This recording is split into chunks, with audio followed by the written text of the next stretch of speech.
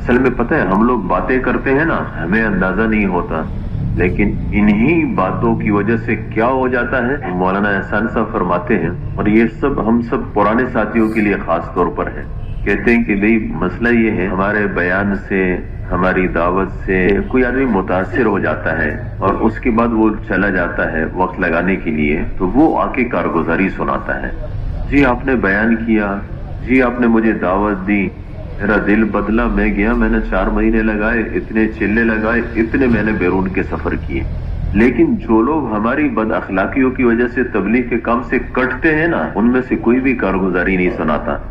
تو مولانا احسان صاحب فرماتے ہیں کہ ہم سب کے سامنے ایک طرف کی کارگزاریاں بہت ساری ہوتی ہے، دوسری طرف والی نہیں ہوتی ہے۔ ہم سب کہتے ہیں کہ جی میرے اتنے سالہ تبلیغ سے اتنے لوگ لگے۔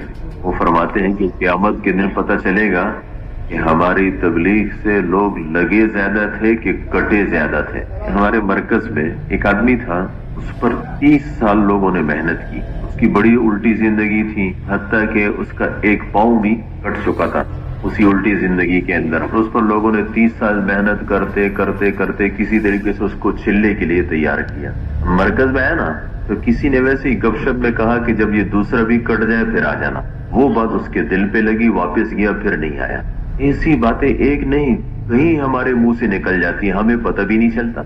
اللہ نے فرمایا وَلَوْ كُنْتَ فَظًّا، اگر تم سخت باتوں والے ہوتے، ایسے ہم بہت سارے الفاظ کہتے ہیں، فرمایا اگر تم ایسے ہوتے، اللہ نے پیغمبر کو فرمایا اگر تم ایسے ہوتے تو لَنْفَضُّوا مِنْ حَوْلِكَ، پھر یہ صحابہ بھی تمہارے ارد گرد نہ رہتے۔